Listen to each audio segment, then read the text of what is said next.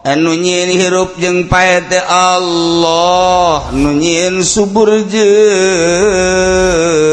susah Allah.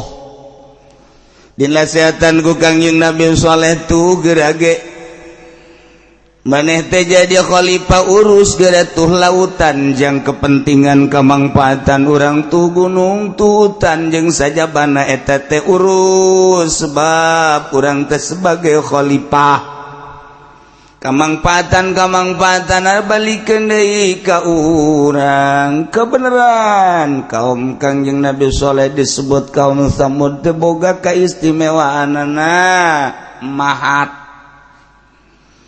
Atuh bener bae luar biasa istimewa wa bawaakum fil ardi tattakhizuna min suhuliha qusuratan tanaan mulgana anu ratana dibangun jadi istana, dibangun jadi imah jang dina waktu usim panas dijararieun ku nyana batu bata terus dibangun aya anu sederhana aya anu bagus nu leutik nu gede anu satingkat nu dua tingkat nu tilu tingkat kumaha kahayangna bae lantaran subur eta nagara.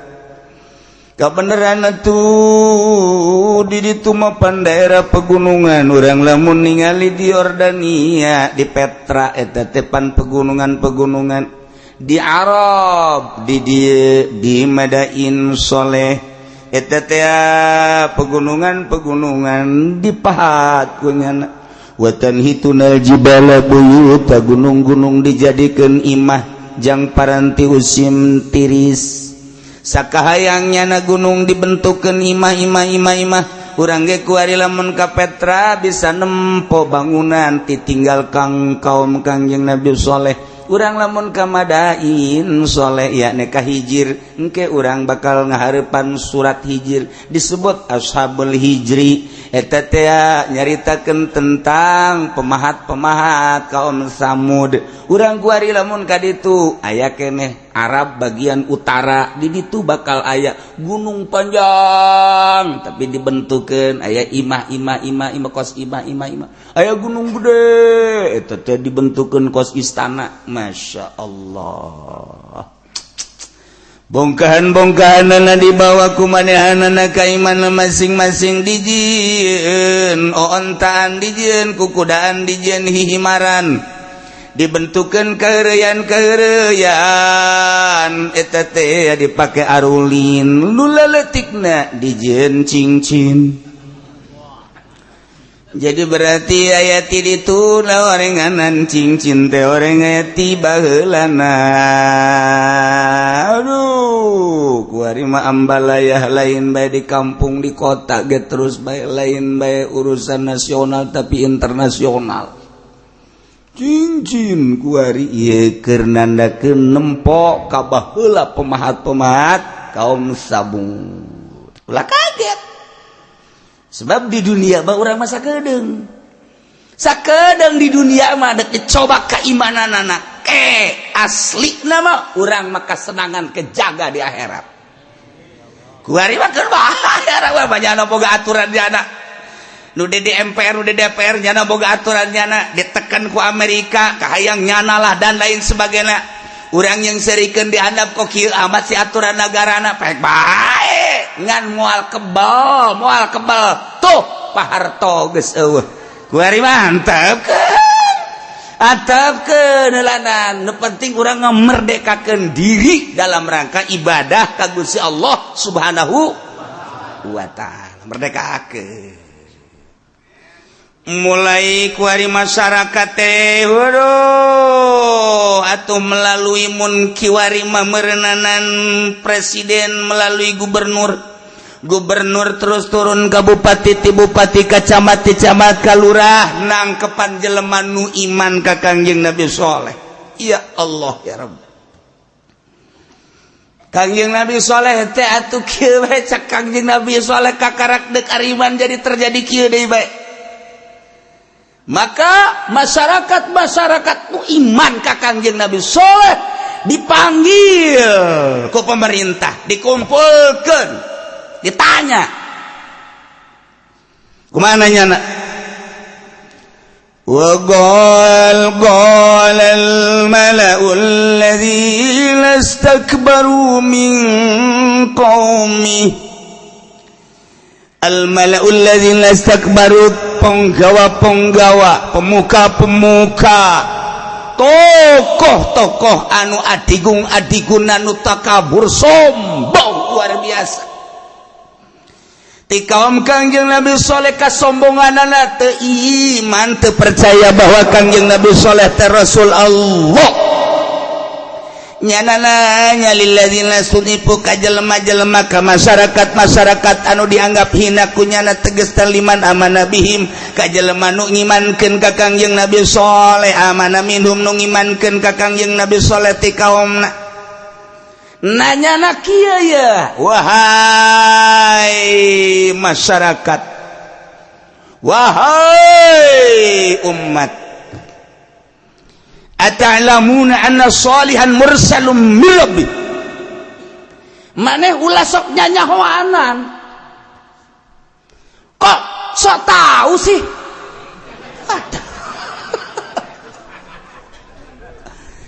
ulah sok nyanyahoanan anna salihan mursalum min rabbi bahwa soleh tadi utus ku pangeran jadi rasul ulah sok nyanyahoanan ke pabarentah ge lamun geus diteliti bahwa eta teh rasul kakara kami nyieun undang-undang bahkan kami keras kudu iman ka seorang rasul atuh ieu mah kan can teruji ulah kasambarangan hei umat atanamuna apakah maneh nyararawana solihan mursalun bi rabbi bahwa soleh tadi utus ku pangeran ulah sok nyahoan kumaha eta umat ngomongna qalu inna bima ursila bihi mu'minun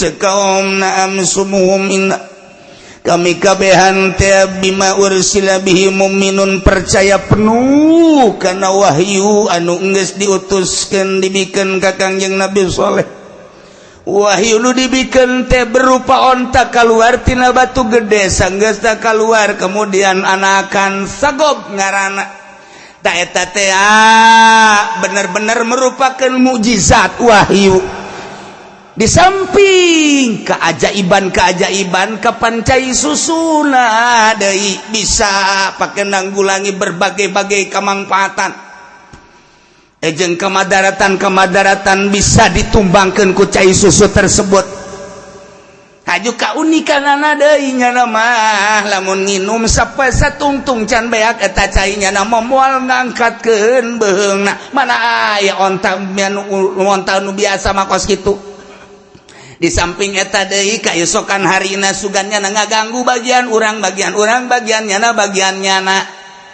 teu ngaganggu kan bagian urangnya mah leumpang ka gunung ka leuweung urang mah bebas kapan poe jang urang mah lamun poe nyana kurang teu meunang diganggu cak Kangjeng Nabi Saleh ge antepkeun ieu ontakeun barang dahar sorangan nginum sorangan wala tamassuha bisuin ulah sok diganggu gugat jeung ulah sok diganggu-ganggu komo datang ka dipencit cak Kangjeng Nabi Saleh lamun diganggu dipencit fayaqudakum azabun alim bakal turun siksa kami sieun lempeng eta kaumna mah ngomongna lempeng jasa kos urang bae ku ari mun ngadengekeun masyarakat mah ngelempeng ngadengena tapi urang mun ngadengekeun DMR bolak-belok geus lain DPRD DMR bolak-belok ngomongna teh asana teu tegep masyarakat mah asana ngadengena urang tegep jasa kieu bangun pinteran masyarakat si jeung DPR heran aneh tak ieu gaya masyarakat lempeng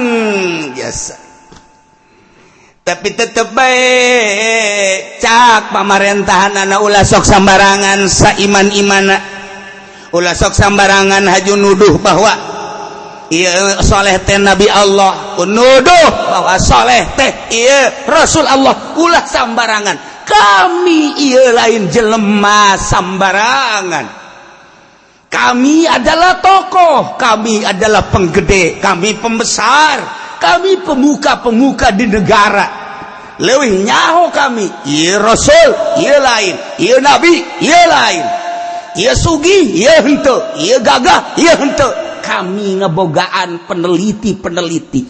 Cek Gusti Allah fazkuru ala Allah. Sok gerasing araning kana nikmat-nikmat Allah wala ta'sau fil ardi mufsidin.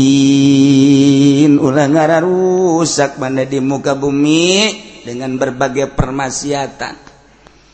Ulah dirusak ku maksiat ka deui. Kitu kene eta gunung ulah dirusak, eta hutan ulah dirusak, eta laut ulah dirusak, daratan ulah dirusak. Gunakeun kamangpaatanana jang kepentingan urang kabeh. Brek mulai jelema ariman ka Kangjeng Nabi Saleh alaihi salam. Datang ti kaum-kaum anu hararandap hararina. Di bangsa jelema-jelema nu teu baroga pagawean anu dagang mun dagang teh marugi malulu. Tani-tani ngajejes malulu datang ka Kangjeng Nabi Saleh ngucapkeun dua kalimat syahadat asyhadu an la ilaha illallah wa asyhadu anna sholihan rasulullah. Diterima ku Kangjeng Nabi Saleh. Mayoritas jelema miskin, jelema fakir nu ariman ka Kangjeng Nabi Saleh alaihi. Terus bae datang ke zaman Kangjeng Nabi urang ge mah Kangjeng Nabi mau wa yuhibbul fuqara wal masakin. Sebab anu muncul muatan agama pertama ialah jelema-jelema miskin, jelema-jelema fakir. Per hari teh terus ada rasup Islam.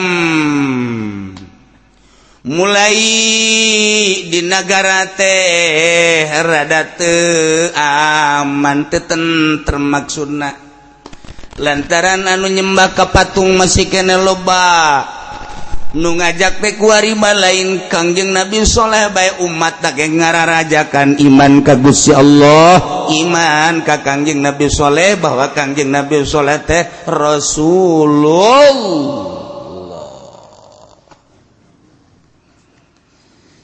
Kebeneran harita nu jadi rajana cewek,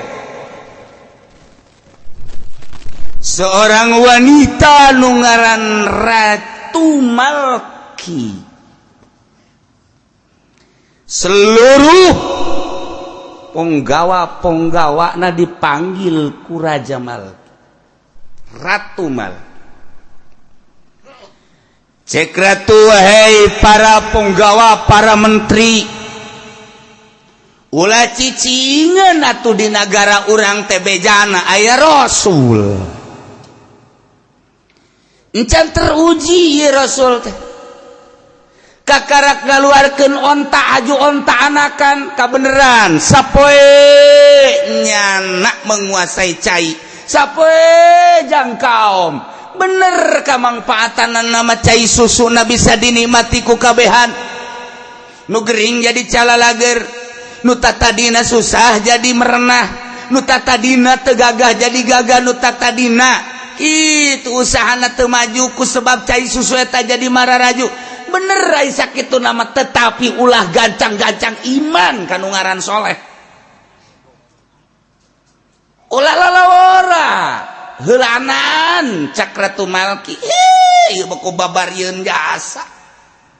Coba mulai kuari rapatkan barisan untuk supaya para penggede di negara urang teh ulah mudah percaya kanu ngaran soleh. Di samping eta dicoba urang nyieun aturan bagi jelema nu iman ka Nabi Saleh nya namun nya nu ngaku nabi panggil penjara. Ulah diatep. Ieu teh kos kieu ieu teh naon kitu bahaya. Ulah diatep. Ya, coba jeung undang-undang anyar. Mulai nanyeun undang-undang anyar anti jilbab. padahal mayoritas Islam diurang tapi jilbab diulahkan anak sekolah tidak boleh pakai jilbab padahal nu meuli urang nu make urang tapi kunaon atuh manehana riweuheun amat ku bodoh eta DPRD itu keneh tadina undang-undang polisi polwan kumenang make jilbab padahal mah nyana berarti ndek memperlihatkan iman nu aya dina dada mantak naon atuh nu teu iman ulah make jilbab anu iman atuh make janyana anu meuli nyana nu make tetapi diseragamkan tidak boleh iyalah negara urang kos kitu ta bentuk negara eta letik urusan ada tetapi katembong kurang aya naon sih urusan jilbab bae ge dimasalahkeun mentek cek Gus Dur teh mah kula matasnya bakal ditu ka mana ka sisi laut ajo kapanggih jeung Nyi Roro Kidul geus make jilbab bisa teh Gus Dur aduh ditanya Gus Dur, Gus emang bener Nyi Roro Kidul pakai jilbab? Iya. Ketemu di mana? Banyak di kota juga.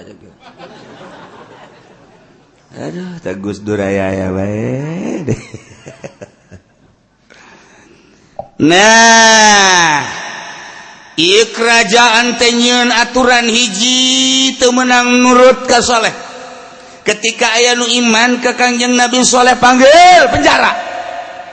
Masya Allah betapa kalutna kan kakara gedek engket Kangjeng Nabi soleh teh dakwah Islamiyah teh geus alhamdulillah melalui mukjizat onta masyarakat mulai brek iman aturan negara teu meunang nurut iman ka Kangjeng Nabi soleh deres lamun sapadaek mah iman nun teu deres keneh ieu mah iman panggil penjara lain kuari bae oranganan Islam dipersempit tiba heula kaget sebab di dunia mah urang mah sakedeung di dunia mah ada coba keimananana aslina mah urang mah kasenangan kejaga di akhirat kuari mah keur bahaya urang mah nya boga aturan jana nu di MPR nu di DPR nyana boga aturan nyana ditekan ku Amerika kahayang nyana lah dan lain sebagainya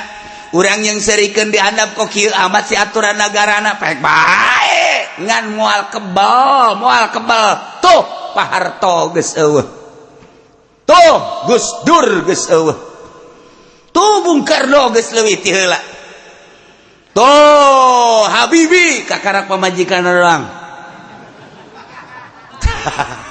iya bakal kadeke geura moal kebal deh paeh kakarak urang di ditu keprok yang serikeun bupati yang serikeun gubernur anu nyana kuari galak ka masyarakat ini dia kuari mantap atapkeun heulanan nu penting urang ngamerdekakeun diri dalam rangka ibadah ka Gusti Allah Subhanahu wa taala merdekakeun mulai kuari masyarakat teh atuh melalui mun kiwari mameureunanan presiden melalui gubernur terus turun ke bupati ti bupati ka camat ti camat ka lurah nangkepan jelema nu iman ka Kangjeng Nabi soleh ya Allah ya Rabb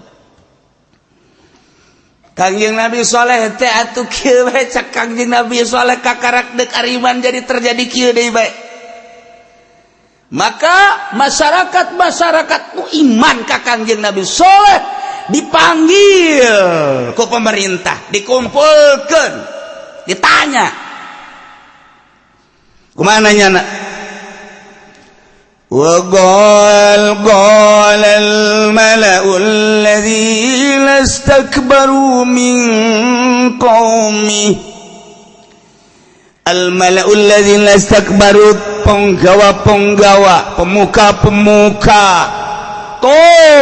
tokoh anu adigung anu takabur sombong luar biasa ti kaum Kangjeng Nabi Saleh kasombonganana teu iman teu percaya bahwa Kangjeng Nabi Saleh teh Rasul Allah nyanana nyalilladzina sunipu ka jelema-jelema ka masyarakat anu dianggap hina kunyana teges taliman amana bihim ka jelema nu ngimankeun ka Kangjeng Nabi Saleh amana minhum nu ngimankeun ka Kangjeng Nabi Saleh ti kaumna nanyana kieu ya wahai masyarakat wahai umat ata'lamuna anna salihan mursalum min rabbi maneh ulah sok nyanyahoanan kok sok tahu sih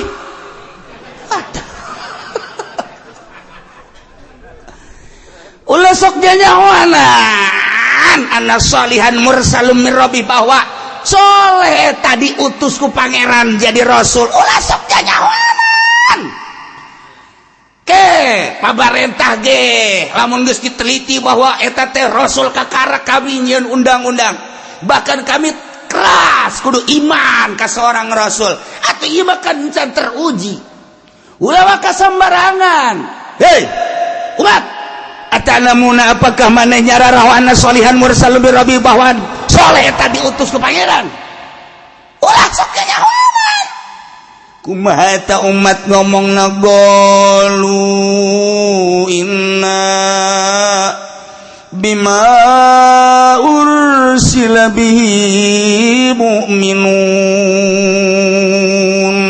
cekaumna amsumuhum inna kami kabehan teh bima ursila bihi mu'minun percaya penuh kana wahyu anu geus diutuskeun dibikeun ka Kangjeng Nabi Saleh wahyu nu dibikeun teh berupa onta kaluar tina batu gede sanggeusna kaluar kemudian anakan sagob ngaranna ta eta teh bener-bener merupakan mukjizat wahyu di samping keajaiban kapancai susuna deui bisa pake nanggulangi berbagai-bagai kemanfaatan jeung kemadaratan bisa ditumbangkeun ku cai susu tersebut haju kaunikanana deui nyana mah lamun nginum sapoe satungtung can beak eta cai nyana moal ngangkatkeun beheungna mana aya onta nu biasa makos kitu di samping eta deui kaesokan harina sugannya ngaganggu bagian urang bagian nyana bagian nyana tengah ganggu kan bagian urangnya nama lempang ka gunung ka leuweung urang mah bebas kapan poe jang urang mah lamun poe nya kurang teu meunang diganggu cak Kangjeng Nabi Saleh ge antepkeun ieu ontak kena barang dahar sorangan nginum sorangan wala tamassuha bisuin ulah sok diganggu gugat jeung ulah sok diganggu-ganggu komo datang ka dipencit cak Kangjeng Nabi Saleh lamun diganggu dipencit fayaqudakum azabun alim bakal turun siksa kami sieun lempeng eta kaum nama ngomongna lempeng jasa kos urang bae ku ari mun ngadengekeun masyarakat mah ngelempeng ngadengena tapi urang mun ngadengekeun DMR bolak belok geus lain DPRD DMR bolak belok ngomongna teh asana teu tegep masyarakat mah asana ngadengena urang tegep jasa kieu bangun pinteran masyarakat si jeung DPR heran aneh tak ieu ge masyarakat lempeng biasa tapi tetep baik cak pamerintahan anak ulah sok sambarangan saiman-imana ulah sok sambarangan haju nuduh bahwa ieu soleh teh nabi Allah nuduh bahwa soleh teh ieu rasul Allah ulah sambarangan kami ieu lain jelema sambarangan kami adalah tokoh, kami adalah penggede, kami pembesar, kami pemuka-pemuka di negara. Leuwih nyaho kami, ieu rasul, ieu lain, ieu nabi, ieu lain. Ieu sugih, ieu henteu, ieu gagah, ieu henteu. Kami ngebogaan peneliti-peneliti. Ulah sok sabarangan ieu negara, ieu kami, ieu penggede-penggedena. Maneh masa kadar rakyat ulah diboboda ku soleh. Hei sambarangan eta mah onta nu kos kitu onta sihir tamu ulah sok percaya ka sihir orangnya tiba iman sok aja percaya ka sihir segala mun make batu cincin make bae ulah sok segala ieu mah ieu mun dipake ieu waduh dikatakeun ka jelema nyeri geura ge eta kan aya unsur tah mah kos kitu mah tah eta aya unsur duh minum coba ieu mah deuleu bolong sombong kan lah tama sombong eta asli deleken buka tuh cincinna ya cayan lamun dicayan di luhur teh nyak kahandap padahal bolong ieu berarti asli combongna tapi lamun ieu dicaclakeun terus bocor kahandap eta teh asli ya urang buktikeun ulah sambarangan dicayan bener teu kahandap berarti kan asli kan lain sembarangan aya jin nirjanan di jero lamun geus saya unsur-unsur gitu geus mulai iman rada ngageser saeutik. Ieu batu naon ieu? Ieu mah bensin, ieu mah solar, nu ieu mah bacan, nu ieu mah bacin. Macem-macem geus batu geus. Nu ieu mah Kalimaya, nu ieu blok Ovel. Dan lain-lain sebagainya. Ari ieu nu ditutupan bae ieu batu naon ieu mah? Ieu mah lain deui. Henteu ke kula mah hayang nyaho. Ieu bae lah meulieun ieu bae. Henteu teh mah hayang nyaho. Hayang nyaho coba-coba kula ieu nu ditutupan bae mah. Ieu mah kieu ieu mah meunang ngawirid. Jadi mata lamun ieu nu hideung ieu nu bolong ieu kan geus jelas ieu bata combong. Lamun ieu nu beureum ieu mah asihan. Asihan sileget ngaranna. Iya, lamun ieu barada aya kajagoan, mantra-mantra itu serem kan kadeuleut jerona aya orayan di dieu. Jauh tuh sambarangan. Geus ieu mah hargana ge lain deui, ieu bae lah meuli nu biasa bae tajang hiasan, ieu mah aya hiasan zahiran wa batinan. Pohara teh tukang batu bloon. Nyasarkeun jelema pohara ieu mah bacan ieu nu hideung keneh lah cukup bae 300-400 ribu ieu nu geus saya hejo-hejoan tah saparo nah ieu mah 1 juta lamun ieu nu geus hejo ieu mah 2 juta tah ieu mah nu geus kencelong 10 anu ieu mah geus kencelong ya sakumaha cai ieu mah 50 juta nu bakal dibikeun ke dalam rangka itu Asia Afrika nah iya batu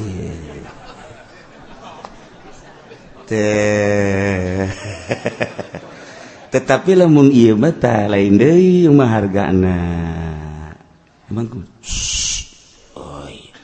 malah lain batu doang emang enak wapak ieu beubeur tah beubeur coba bisa digurang pakai kusia tembak anak kotok. Sok geura pake kusia tembak anak kotok. Paeh tuh, paeh kana kotok siana mah henteu kan. Eta hebatna beubeur. Dia katembak nu teu make beubeur bae pan sia mah teu katembak teu paeh kan. Bisa eta dukun. Atuh nya mah teu paeh dia. Teu ditembak teu naon. Geus mulai kuari makan mistik-mistikan. Ayo percaya orang Indonesia makan kanu kararitu teh aduh aja dibeli kunyana nu biasana batu teh harga nangan saukur 50 100 belah dituna 500 malah 1 juta batu biasa eta mah lain deui hargana jadi 100 juta nu ieu 200 juta bahkan aya 1 miliar segala rupa lantaran ieu mah anti tembak aya anti cukur aya di dinya teh anti marah nu kolot aya macem-macem asal marah nu kolot coba ge ketrokeun ka huluna cager ge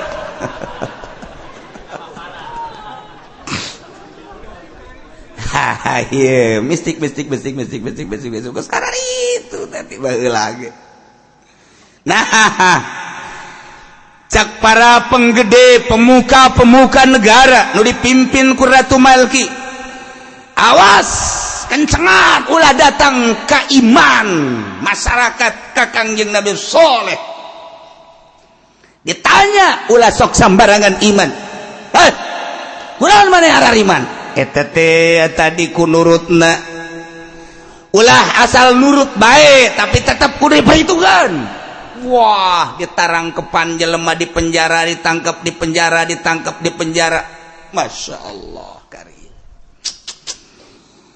Bahkan aya 2 wanita anu tercantik di negara Yordan pada saat eta awewe eta teh geus nyaritakeun kagelisanna irungna atuh puguh jadi ditu moal anu pengek cara di lembur urang mata moal aya nu sipit cara di lembur urang neuleuh irung mancung neuleuh mata bureulek neuleuh ceuli neuleuh buukna waduh bergelombang luar biasa bibirna ya Allah ya Rabbi kadeuleu kos aya cermean tengahna di deuleu gadonan dog sapotong Masya Allah ye beheungna rada rarenggian aya 3 renggi terus kahandapna ya Allah seimbang pinarepna gede teuing henteu leutik teuing henteu nyongcrok ka hareup kemudian kana handapna deui sakumaha nu sok disebut ieu mah cangkeng biola bujurna eplok cendol ya Allah barang di deuleu bitisna bitis jantung bagus kapan jantung mati luhur lada letik ngagedean aju letik deui pan di urang menang ka Walanda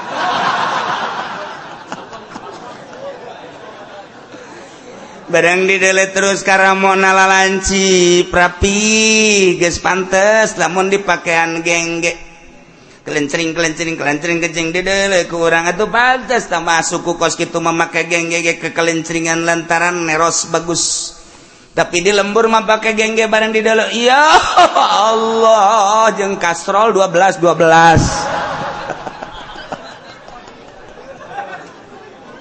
udah sok pakai gengge atulah gede itu mah tuh ayat 2 wanita diperebutkan ku berbagai lalaki loba nu kaedan-edanan ku awewe eta teh lantaran boro-boro dibere senyum kakarak dideuleu bae ge langsung mun keur lapar jadi seubeuh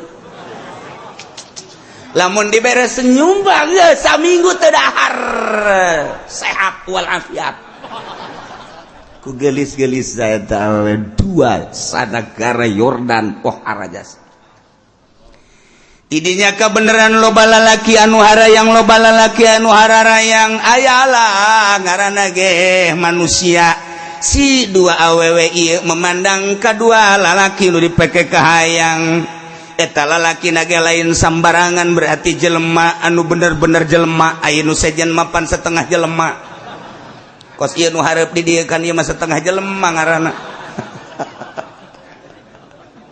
teu sampurna itu mah sampurna kasep aya di nyana gagah aya di nyana sugih aya di nyana pinter aya di nyana lamun dicaritakeun makan berarti eta mah sarua jeung pariuk manggih kekebas di lembur mah kuari teu jauhan pariuk teu jauhan kakeb sakalian aya gelas ge haju make tutupna teh teh tilok nancep tutupna gulak-gilek bae heran geus di akhir zaman mah kuari sebab meulina tilok anu reject tilok anu asli itu jadi geus gulak-gilek bae teh dibawa bae kurang gunana teh jauh ieu ragag tutup gelas teu daekeun anteng di luhur gulak-gilek bae panggillah ku Ratu Malki lantaran masih keluarga di keraton. Hei dulur kaula ulah sok dimumurah boga gelis lantaran ieu di nagara teh kabeh hayang mangmenangkeun ka mana berbagai kalangan teges datang ka kaula hayang meminang maneh mangpang meungpeung maneh kuari keur diperebutkeun kuari kieu bae pokona mah eta lalaki saha bae anu resep ka maneh jangjikeun kuari terutama anu maneh geus main mata jeung lalaki anu kumaha dipake ka hayang. Nah, jadikan satu kesempatan kami daek dipinang, kami daek dikawin, kami daek dibawa ke mana bae, siap untuk melayani suami. Catatan, siap henteu nggak bulu onta. Ayo bedakeun mangpang mangbe. Oh, mumpung aya kesempatan pekerjaan yang luar biasa, onta soleh bunuh gitu. Andai kata bisa ngabunuh onta soleh, pokok nama bunuh, beres ngabunuh kaula geus moal make calana deui. Boy, pohara geus nangkarak bengkang burung tamah. Pohara. Orenganan perpolitikan orenganan lain ti kuari beti baheula ge ngagunakeun perempuan, ngagunakeun cewek dan wanita teh terus. Komo zaman ayeuna atuh lamun urang ningali di urusan cia, urang lamun ningali KGB, boh eta teh anu geus sulit pake lah wanita. Lamun geus ieu sulit make wanita. Kabeh nagara teh nagara seperti kos gitu. Pakai cumbuan wanita. Lamun aya jelema gagah luar biasa hebat teu kapalang geus ku ieu geus ku itu teu bisa. Didatangan ku wanita. Waduh, sakali ingin kenalan, 2 kali, mulai 3 kali menusuk hati.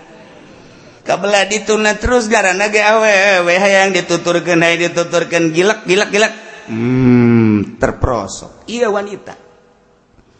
Lumantak di Indonesia terkenal Bung Karno teh jelema hebat, tetapi ternyata horenganan ketika Jepang mere wanita daekeun, ketika Australia mere awewe daekeun. Ieu kan ceritana seperti gitu. Wallahu alam asli jeung henteu nama. Ketika di Indonesia digulkeun sesuatu lantaran keistimewaan Bung Karno pohara jasa, berelah wanita. Nu matak presiden pertama hobinya wanita. Presiden kedua harta. Presiden ketiga buta. Keur cerita tata kabeh. Teu eta geus kos kitu jeung Gus Dur ieu nu ngomongna ge. Nah, dijieunkeun kangkah eta awewe teh, dijieunkeun eupan eta awewe teh, maka dilaksanakeun ku 2 wanita tercantik di negara tersebut. Terutama kakak kasihna manehna nu selalu merindukeun ka manehanana. Kanda tercinta, saya ini adalah seorang wanita yang dicintai oleh Kanda, dan Kanda pun mencintai saya. Seakan negara ini, dunia ini milik kita berdua. Udah parah jas. Jangan diragukan lagi tentang cinta saya kepada Kanda. Belahlah dadaku, di dadaku ada kumismu. Parah tamah tamah. Selain daripada kumis ada hunungmu. Pohara. Di samping ada kumis dan ada hunung, ada caling. Kacaling-caling aya tadi. Wah, itu. Nah, lantas mau apa?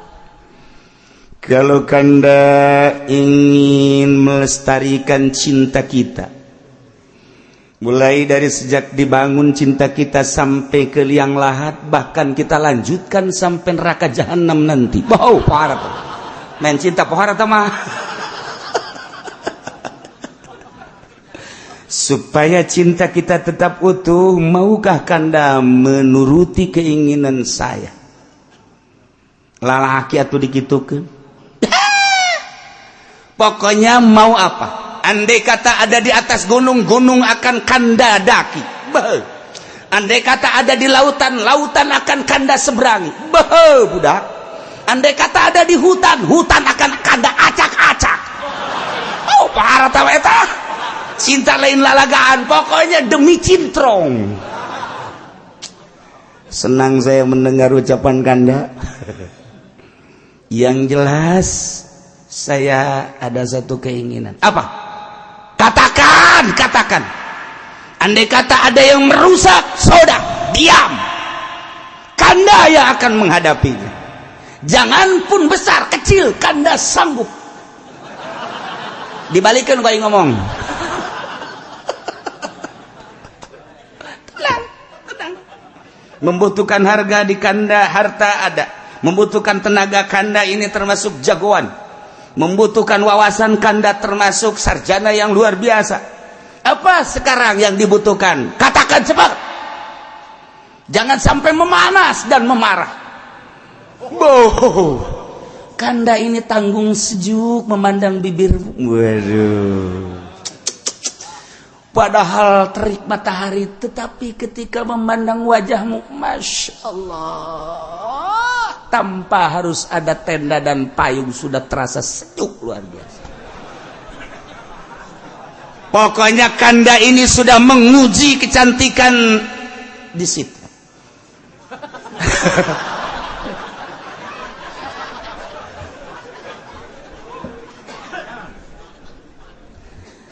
Bagaimana sih mengujinya? Kanda dari rumah dahaga, sengaja tidak minum di terik matahari yang panas. Begitu kanda sampai dengan Dinda kemudian langsung selamat, itu dahaga lenyap. Minumlah teh botol. Sial jasa. Terima kasih kanda, kalau Dinda sudah menyejukkan hatimu. Iya betul. Makanya coba apa yang diinginkan? Tidak lain, saya hanya berjanji untuk mengutuhkan cinta kita. Betul. Hanya satu permintaan. Apa? Harta? Bukan. Jabatan? Bukan. Kekuatan? Bukan. Lantas apa tuh? Cepat. Karena sudah tidak sabar lagi. Aduh, parah jas. Satu yang saya inginkan, apa? Kedamaian negara. Kedamaian negara yang saya inginkan, supaya masyarakat ini tentram, damai. Seperti sedia kala, sekarang kan sedang kacau. Gara-gara ada soleh yang mengaku nabi, mengaku rasul, kemudian beliau membawa mukjizat, ialah onta yang keluar dari batu permintaan masyarakat, permintaan umat, kemudian langsung beranak dan anaknya pun besar seperti itu ibunya. Maka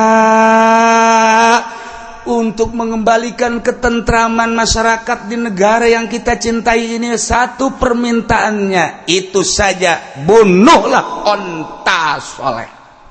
Siap membunuh? Jangan diragukan cinta saya. Andai kata tidak siap, jangan harap saya bisa berdampingan dengan kanda. Masih banyak orang lain yang lebih gagah, lebih ganteng, lebih cakep, lebih kaya.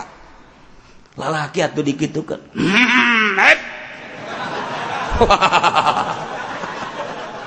Langsung menyingsingkan lengan tangan. Baru onta. Singa, yang penting singanya diborogod.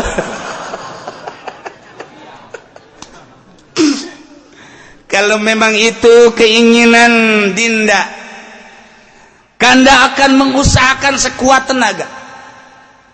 Andai kata kanda siap untuk membunuh, kanda langsung. Andai kata tidak siap, karena onta bukan sembarangan onta. Onta ini besarnya, lebarnya, tingginya tidak seperti onta biasa. Tetap kanda akan mengkondisikan, kanda yang bayar. Waduh.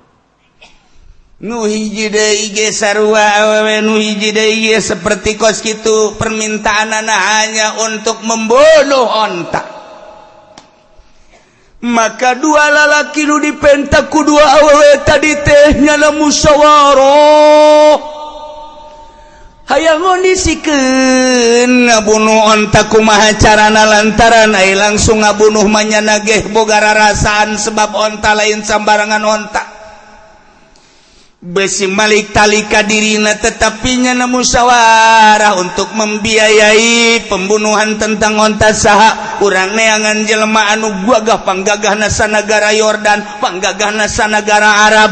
Urang beuli eta teh, yuk urang kondisikeun supaya nyana daekeun ngabunuh onta. Tenang, soal pembiayaan anak ratu negara, ulah mikiran kaula untuk memperlihatkan bebe cinta terhadap wanita tersebut. Pokoknya bebe akan ge nggak apa-apa. Ayo campur ke Jakarta-Jakartaan tuh budak. Jadi mengkonon itu wong itu.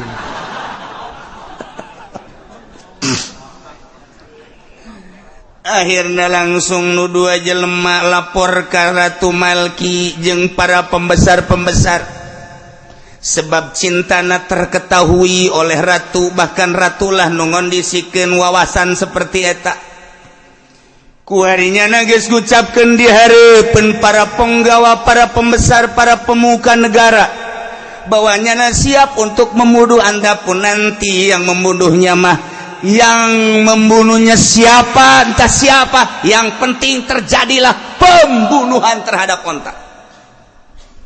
Watu sumingrah Ratu Malki bunga amar wata sutarek aya nu ngondisikeun pembunuhan tentang onta Kangjeng Nabi Soleh. Padahal mah di jero hatena mah kabeh ge baik ratu maupun para penggawa, para pembesar-pembesar ge eta teh jero hatena mah iman ka Kangjeng Nabi Soleh, percaya bahwa eta teh onta sebagai mukjizat, sebagai wahyu. Ngan kulantaran deuleu jelema berduyun-duyun iman nyana ngarasa ditinggalkeun timbul hasud. Ialah berangkat tina hasud, berani menanggung resiko. Eta teh akan baheula datang ka kuari ge kitu bae, lamun aya jelema anyar magahan ngaji kemudian didengekeun kiai kolot lain nambahan ibadah hasud. Jawara anu tadina leuwih ti heula ayalah anak muda kajawaranana hebat, tangkas lan luar biasa cekatan. Jawara nu ti heula teh lain haju nuturkeun endahan hasud. Kitu keneh politisi. Lamun aya anu cemerlang otakna brilian di negara teh jangan mamurkeun negara. Ieu politisi anu ti heula anu ngarasa tersaingi jeung eleh baik di partai di organisasi mulai lain nuturkeun hasud. Kitu bae eta mah salilana. Hasud wari ge lamun teu hasud mah partai ieu jeung partai ieu, organisasi ieu jeung organisasi ieu sesuai jeung ADART na untuk membangun negara atuh jamual kieu ieu teh timbul ti hasud. Manya si eta budak anyar kudu ti heula, maknya si eta je budak kamari ieu, maknya si eta satungtung aya aing mah pokona mah aing bae heulanan. Tina berpikir seperti eta lah negara mandeg. Okos di sebuah pondok pesantren teh bapana maot, kemudian ayalah anak-anakna jeung mamang-mamangna jeung uwa-uwana, bahkan aya uwa sagala uwa-uwa. Eta teh kapan aing ngamajukeun pondok pesantren mah saha anu mampu, saha anu ilmiahna tinggi, ibadahna mantep, eta nu kudu dijadikeun pamimpin pondok pesantren. Sebab pondok pesantren mah urusanna kan urusan ruhani. Ilmu aya di nyana, wawasan aya di nyana, ibadah aya di nyana, kadenten budak nyana lah tenden diharap kan kuduna mah kos kitu ieu henteu. Cek mamangna abah sia eueuh kan aing teh adi abah sia ulah wakasok teterlengan satungtung aya aing keneh mah ieu mimbar geus dikontrak ku emang. Lamun aya nanaon ku laporan heula ka emang seakan-akan emang ieu teh nu jadi rajana, kan kabet ilmu kurang wawasan eueuh dituturkeun ngagibeg percis, namun dibahasakeun makos Quran butut. Kumaha Quran butut ditincak ieu mah Quran dicekel dibaca geus eueuh hurupan kurang diantepkeun atuh teu maju-maju. Tah eta lamun aya si mang si uwa anu kos kitu eta teh ngaranna Quran butut. Ditajong Quran dicekel kudu boga wudu, dibaca teu kabaca. Ieu mimbar kunyana dikeukehan bae. Duit kenceleng masjid ge kuncina kunyana teu nyaho sabaraha-sabarahana. Leg-leg ku sia mang eta kenceleng. Ulah duitna bae teh jeung kunci-kuncina leg-leg ileg. Tah ieu teu maju pondok pesantren lamun kos kitu dinasti. Ulah sok dinasti-dinastian. Sia mah minantu ulah sok mieu campur urusan ieu sebab sia mah eueuh radenan ieu aing raden. Raden mah kudu kawin ge jeung ratu deui. teu menang sambarangan pan aing mah tuh bagus entus aing mah entus teu menang sambarangan padahal kemampuan eueuh ka bisa eueuh hayang diraden-raden hayang dientus-entus etalah watek ti baheula ieu ge Ratu Malkite iman sebenarnya mah teletikna ka Kangjeng Nabi Saleh tapi kahalangan ku egona kitu keneh pemuka pemimpin jeung para penggawa teh iman percaya malah nyana kapan anu menta ka Kangjeng Nabi Saleh tetapi kulantaran aya ego istikbar ngaranna takabur manya aing kudu iman ka nyana manya aing kudu tinggalkeun kok jelema ngaluturkeun soleh sih aing ditinggalkeun ieu kamangpaatan dunia keagungan teh nu kamari ka aing kuari bakal kasih soleh awas ya udah sambat ka dia dipuluh ku aing jeung si soleh Werik pengkondisian pertama tita ngabunuh onta nak geus onta solehna kudu dibunuh mulai hasil musyawarah di keraton istana Ratu Malki keputusan aya di dua jelema silakan dua jelema nu mencintai dua wanita tadi saling satu maksudnya nyana anu siap mondisikeun membunuh onta ditelusuri lantaran jelema berwawasan jeung kaya melalui anak buahna pangneangankeun jelema nu panggedena pangjangkuna jeung panggagahna ulah ngaku gagah bari teu pernah gelut aya pan di urang ge gagah tapi can kacaritakeun gelut aya pancakyana teh serba bisa aing mah besi bisa segala gitu cikaret bisa cikalong bisa kalong ragak bisa segala cimane tapi gelut kan pernah dongengna doang sakalina nyana dongeng gelut eueuh saksi ikan bloon dibelah-belah dituun bloon jadi ablaul bloon aya kuari ge jelemana nah nyana nyebar anak buah di Jazirah Arab nyebar anak buah di Jazirah Yordan lantaran Yordan eta adalah pusat pemerintahan Petra ngaranna lamun di Madain Soleh Hijr ngaranna eta adalah pusat perekonomian disebar ternyata alhamdulillah muncullah seorang yang terpilih ngaranna Ki Kudar anak zina anak hasil perzinahan di ngaranna Ki Kudar bin Salif panggilnya nak di dalam mata nage hidung luar biasa celi nage oyag-oyagan irung nage mancung lain pengek lain ngan di dalam keayaan kulitna azrak artina kulau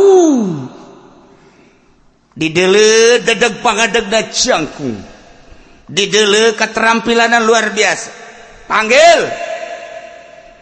siapa saudara nama saudara siapa saya Kudar bapak konon menurut cerita salib tapi saya kan nggak tahu waktu bapak saya ada kan saya belum ada gitu bener tuh tapi katanya saya mah timbul dari luar pernikahan nggak apa-apalah tetap saya kan manusia Kudar maneh kuari status jadi naon pasar lama kula nu nyekel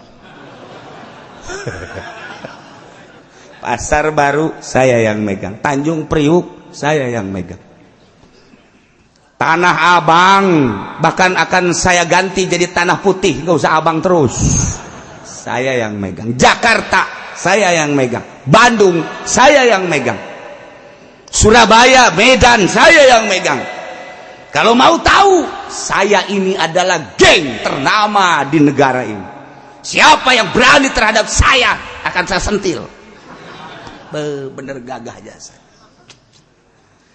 Kamu tahu kepada Hercules anak buah saya Hercules memang nggak ada apa-apanya wahara bener. Kamu tahu David yang ada di Bandung anak buah saya sekarang dia di penjara gara-gara saya pokoknya semua geng-geng yang ada di Indonesia kok ke Indonesia sih ya anak buah saya semua Kamu tahu gak geng Pasar Kemis? Pasar Kemis manihil tuh nggak ada apa-apa, nggak ada geng, nggak ada, nggak usah diceritain. Pasar Kemis nggak ada geng, atau geng semua. Cilongok kiai semua. Woi, pohara teh Cilongok.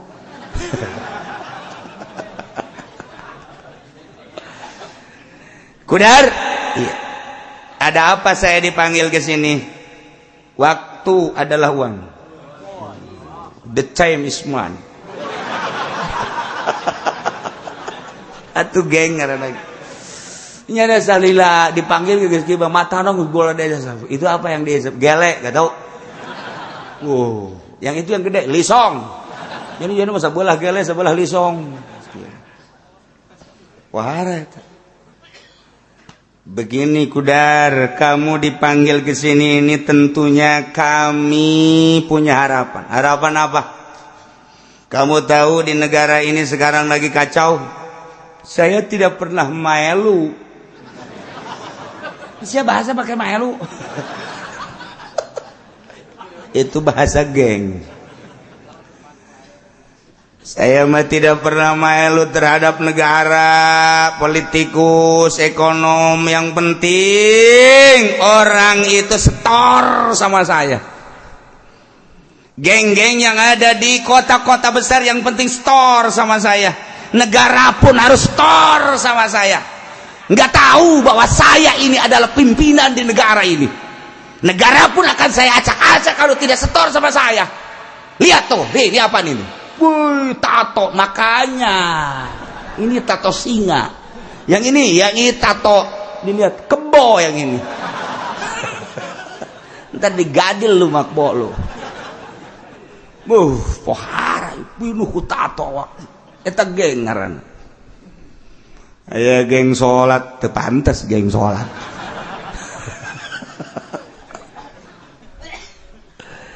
Ada apa? Begini Kudar, negara sedang kacau sekarang karena ada Nabi Soleh mengaku Nabi, mengaku Rasul. Dengar kamu, ada si hiliwir mah.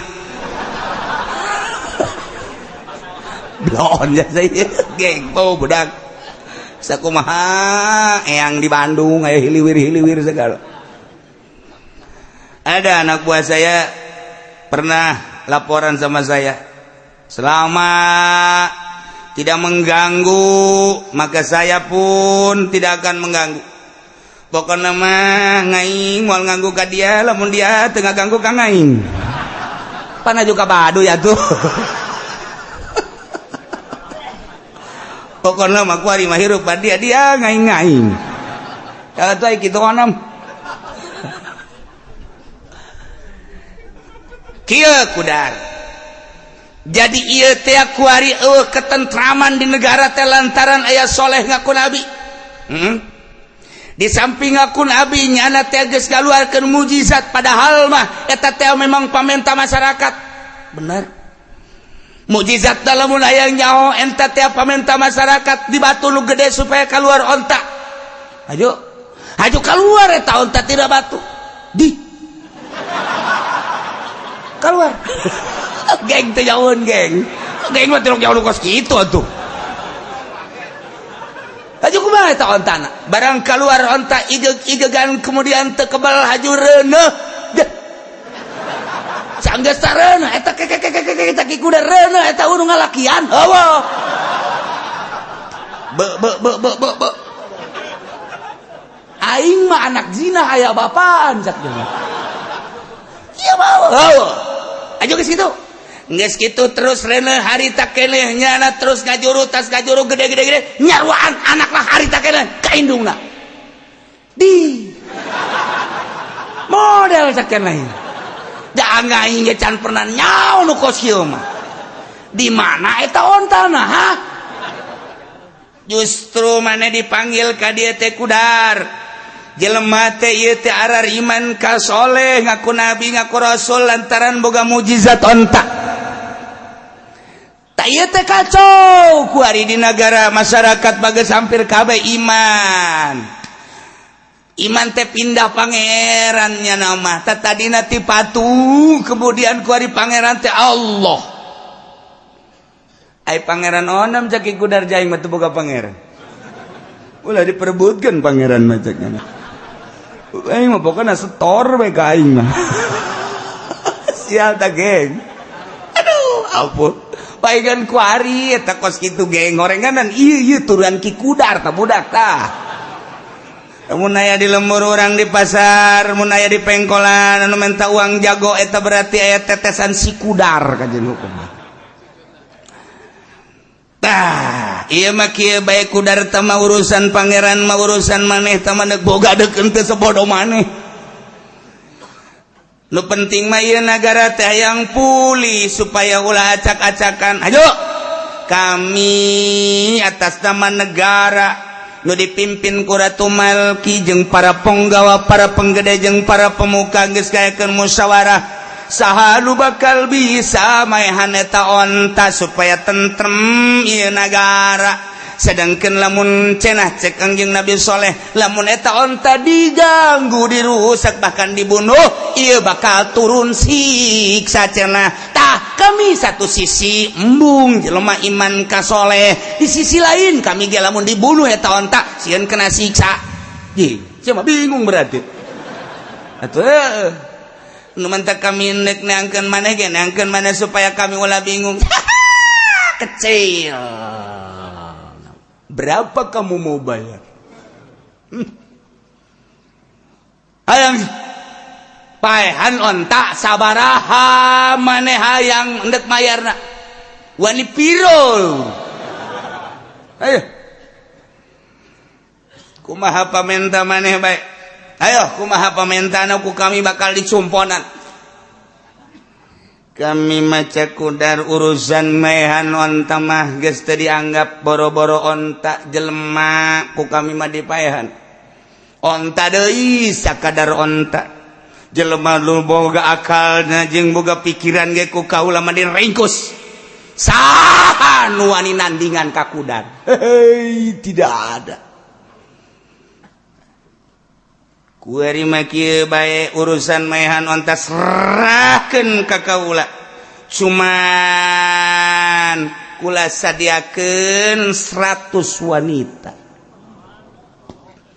yang kedua saya kasih kewenangan di negara untuk supaya bagaimana keinginan saya adapun negara cekel kuno hayang jadi ratu jadi raja adapun hayang jadi pemerintahan silakan tetapi ulah sok ngaganggu-ganggu ka kahayang kaula kumaha kaula bae lamun eta dicumponan siap kula maehan eta onta beuh kahayangna lain lalaga dimusyawarahkeun lah jeung para penggawa ternyata dipertimbangkan antara kahayangnyana jeung kitu hasudna jeung kaayaan tentang masyarakat ngagelok iman ka Kangjeng Nabi Musa dia Kangjeng Nabi Soleh dibahaslah di beca antara kahayangnyana kebebasannyana jeung hasud nu aya di jero dada jelema iman kabeh ka Kangjeng Nabi Soleh setelah dibahas hasud ternyata mawa berani nanggung resiko pokoknya silakan yang penting bunuh onta Masya Allah akhirna ki kudar teh diboking jelema beliannya nama geng kita ngabunuh onta sebab masyarakat mah nu ieu nu itu ge sararieun ngabunuh onta mah sebabnya bahwa eta onta teh mujizat sedangkan Kangjeng Nabi Soleh kapan wala tamassuha bisu'in fayakhudhukum azabun alim kade ulah sok diganggu-ganggu ieu mah onta teh lamun sampekeun ka diganggu lamun sampekeun ka dirusak lamun sampekeun ka dibunuh maka moal ingkekeun deui Gusti Allah bakal nurunkeun siksa fayakhudhukum azabun alim masyarakat kabeh geus sieun lamun teh mah dibunuh ieu bakal turun siksa tapi lamun teh dibunuh ieu para penggawa pembesar penggede termasuk Ratu Malki kebingungan sebab masyarakat ngagelok padahal geus loba anu dipenjara bahkan anu dibunuh ngan ieu kacauna negara padahal betul kacau teu naon rarasaan nyana anu kahalangan padahal maka suburan negara makin subur tatadina jelema teu benta jadi benta tatadina poek jadi caang ku ayana Kangjeng Nabi Soleh dakwah teh nu tatadina teh nyaho pangeran nu asli jadi nyaho nu tatadina teh ibadah jadi ibadah nu salah ibadahna jadi henteu woi pertalian antara bapa jeung anak pinuh adab antara itu masyarakat jeung masyarakat pinuh adab sabenerna mah makin meningkat peradaban teh dirasakeun ku masyarakat tenang tentrem loh jinawi indah anu luar biasa silih bantu silih ajenan kacai jadi saleuwi ka darat jadi salogak pokona mah indah luar biasa anu ngarasakeun teu tentrem teh eta lah jelema-jelema nu hasud tiba lagi kitu bae maka keputusan pembunuhan onta nu bakal dibunuh ke seorang geng yang bernama Kudar diberitakeun di seluruh penjuru daerah di negara. Saudara-saudara,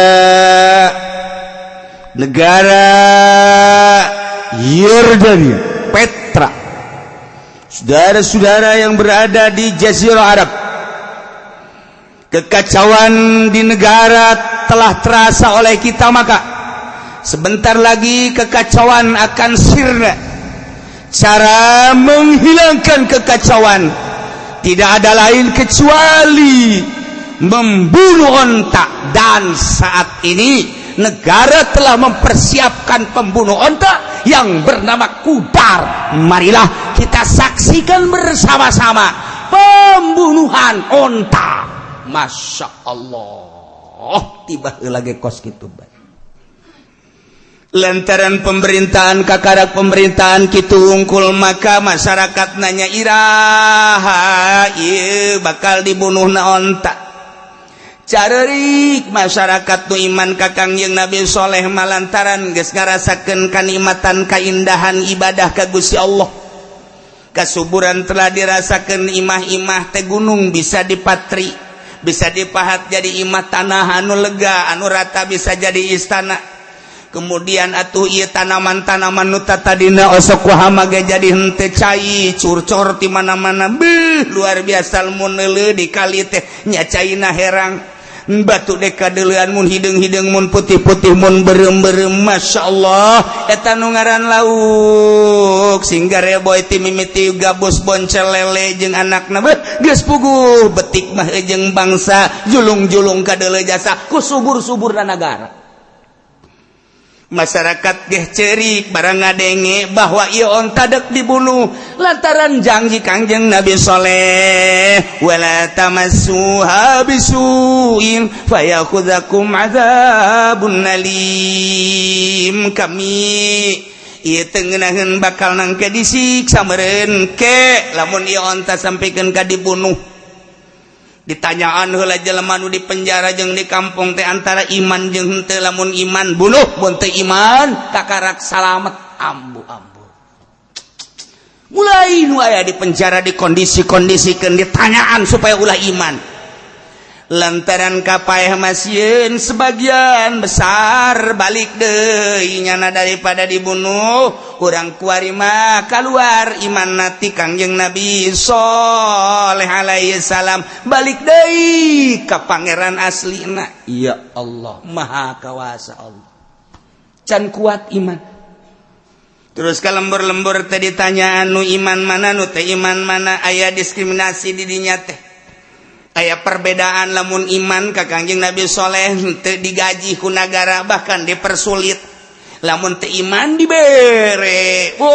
Lain lalagaan pamere ti pamarentah teh henteu ujug-ujug dibunuh eta onta teh dikondisikeun di negara seperti kitu. Justru orenganan nyana nyarita kacau, oreng nyana nu nyieun kakacauan. Percis kos di negara, kos di apa diteruskeun.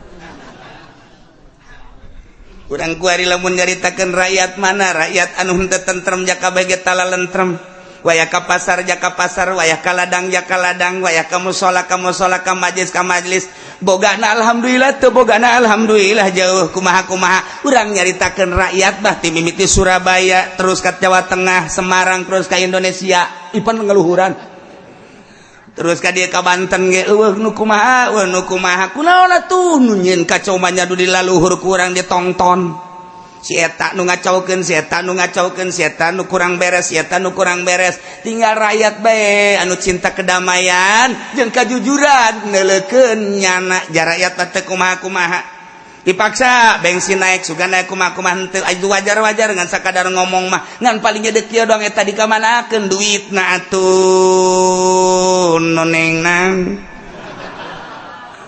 sakitu doang macem-macem di Indonesia mah sebab di Indonesia mah ieu sadunia nu paling beradab di Indonesia lamun nyaritakeun kamari ieu di zaman Belanda teruji ku Belanda beradabna bangsa Indonesia. Urang lamun nyaritakeun sejarah di zaman Belanda 3 abad setengah Belanda mengakui Inggris mengakui keistimewaan Indonesia sakitu dijajah ku Belanda tetapi pondok pesantren terus bae muncul ibadah ka Gusti Allah terus bae muncul ketika nyana ibadah terus bae ketika hasilna dibikeun bae lamun lain beradab moal kos kitu ketika hasil bumi dipentat ketika dititah digawe siap tapi ketika ibadah ke Allah mantap negara mana nu modal kos gitu Indonesia lain dalagaan deuleu sejarah sebelum merdeka peradaban nomor 1 adalah bangsa Indonesia nu mantak yang beradab masyarakat beradab di luar masyarakat biasa mah tenyahoun kan di luar mah aja neng mantap ngajina ulah sok di luar tenyaho tah masyarakat beradab ai lain masyarakat mah pemerintah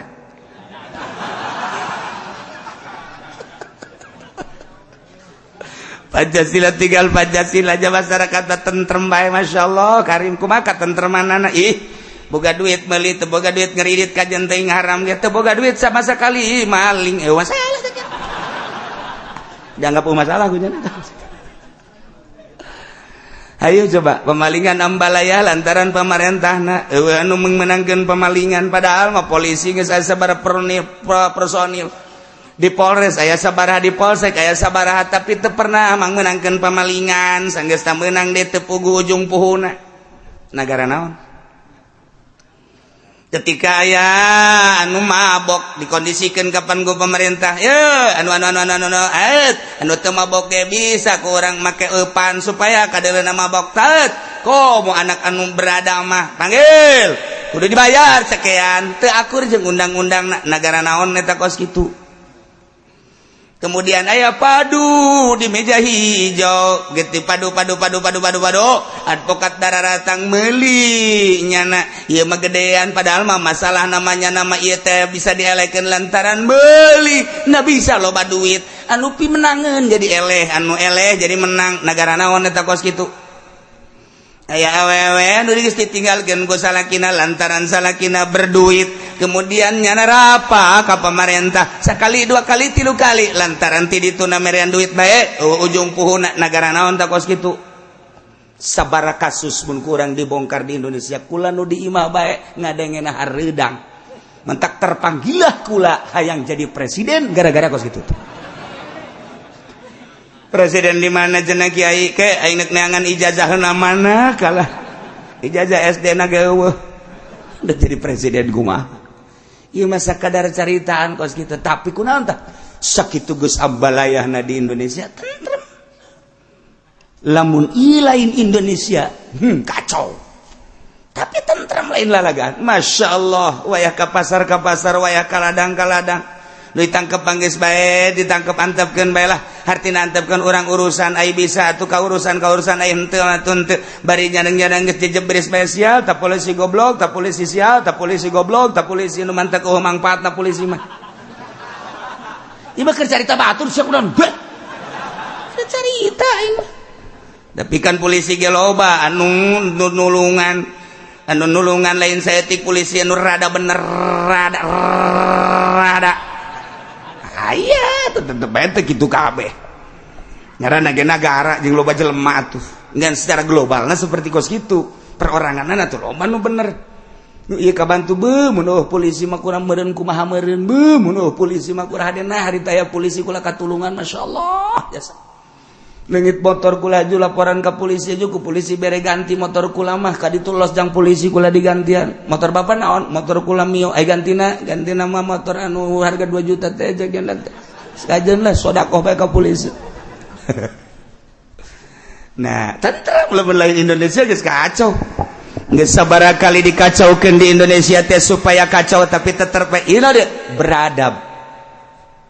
Lamun ngabahas tentang peradaban Indonesia, Masya Allah, kuari gaya musyawarah para gaib, khusus para Pancasilais, anu nyana geus ditinggalkeun ku para politikus nu ayeuna, politisi nu ayeuna. Bung Karno mimpin musyawarah di dinya teh ieu teh Pancasila dek dikumahakeun geus mulai. Sababaraha kiai di Jawa Timur, Jawa Tengah, Jawa naon kitu ngaranna Jawa Barat, termasuk di Banten, ieu kiai-kiai anu khususon ilaruhi. Dipanggil ieu teh keur ngarencanakeun keur ngarumuskeun tentang Pancasila kumaha ieu teh di Indonesia supaya tentrem kararumpul jeung para gaib-gaib. Iyalah Indonesia nu mantak teu mudah teh lantaran aya negara zahir, aya negara batin. Mulai tak kayak batin mulai. Naon? Ieu teh tadi teh aya batu combong anti tembak. Ieu ngajurus ka dieu tah, ngajurus. Indonesia lain sambarangan. Mata kula sieun tenang. Ulah sieun tenang sebab naon? Dibantu ku bangsa nu kararitu. Teu marawat ahli-ahli Allah. Ameh. Lamun di negara luar mah suntik setik bur, suntik setik jegur, geus puguh Timur Tengah anu ngabogaan sejarah. Baghdad gempur, kemudian atuh Yaman kuari gempur, Suria Mesir teu eureun-eureun. Geus kitu ka naon kitu ngaranna Muammar Gaddafi gempur sakaligus dan lain-lain sebagainya. Di Indonesia emang teu dikondisikeun supaya kitu, dikondisikeun tapi beradab di Indonesia biji ku bahasa kieu atuh jangan urang-urangnya nak ke gereja tuh aing ka masjid supodo teuing atuh kayak di akhirat aya jalan masing-masing ieu tuh eta di Indonesia eta kos kitu tak deuk ngaleungitkeun eta hese jasa lain lalagaan weuy hese wahara jasa tah ieu kuari mulai dipertanyakeun ku masyarakat teh iraha onta deuk dibunuhna. Sebagian besar geus ngagelok deui kuari kaimananna geus lain iman ka Allah ka Kangjeng Nabi Saleh lantaran sieun ku aturan-aturan negara jeung loba kabutuhan sapopoena anu ngaitkeun kebutuhan anak ka negara. Maka anu iman ka Kangjeng Nabi Saleh nama illal aqallun kecuali hanya minoritas. Kanjeng Nabi Saleh geus ngadenge tentang rencana pembunuhan mukjizat ontana, maka bakal dibunuh onta teh ku ngaran Ki Kudar nu ngondisikeun nagara dua manusia anu mabok cinta tadi. Nah ieu kuari pertanyakeun iraha bakal dibunuhna. Ternyata berita nomor kedua, pembunuhan onta akan dilaksanakan hari Rabu. Poe Rebo bakal dibunuhna onta. Mulai masyarakat gelisah, boro-boro nu iman nu teu iman ge gelisah asana siksa datang ka jen kukumaha ge. Sebab henteu bisa dibohongan keimanan manehanana terhadap Kangjeng Nabi Saleh. Nyana teh percaya bahwa eta teh mukjizat. Aduh ieu teh kumaha pibakaleunana engke teh nu mantak Kangjeng Nabi Saleh langsung pidato. Cek Kangjeng Nabi Saleh lamun memang perbo bakal dibunuh tandakeun jeung cirikeun geura. Tasbahuna godan wujud wujuhukum musfiratun thumma tasbahuna fi yaumil jumati wujuhukum mumaratun thumma tasbahuna yaumas sabti wujuhukum muswaddah fasbahu yaumal khamis qad isfarat wujuhum.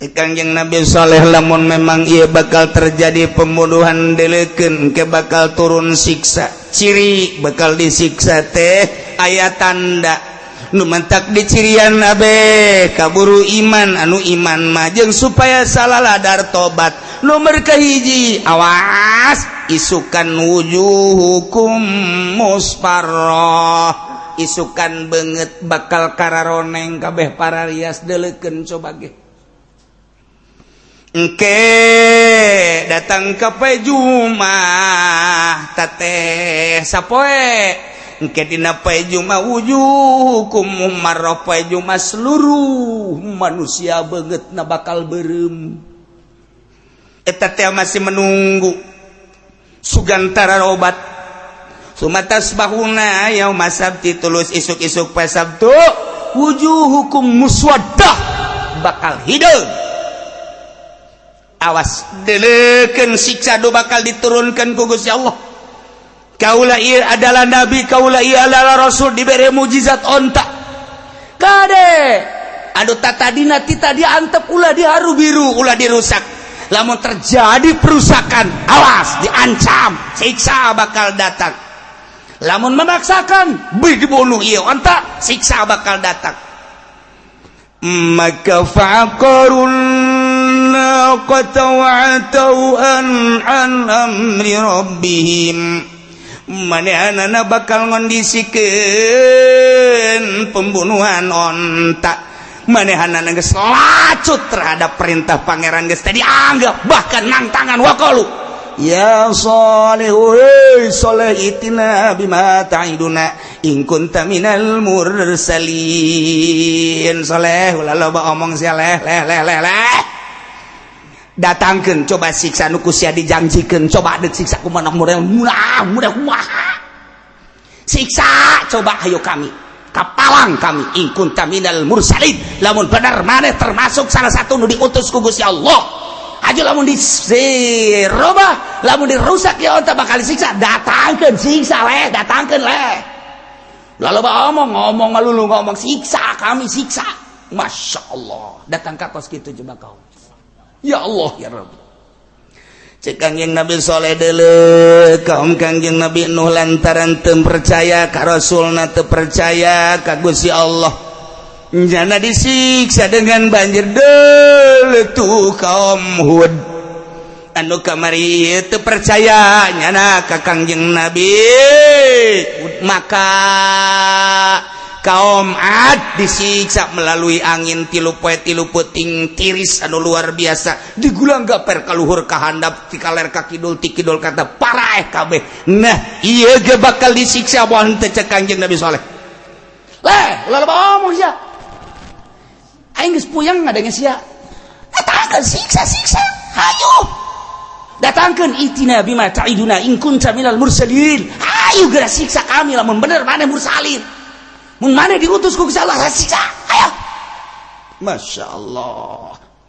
Maka Kangjeng Nabi Saleh ngumpulkeun nu arariman dititah ku Gusti Allah nyalametkeun diri titah kaluar ti nagara Yordan bawa umat lantaran ieu bakal disiksa maka fa akhadhatshumur rajfatu Allah bakal nurunkeun siksa nu bentukna wallahu alam bisawab.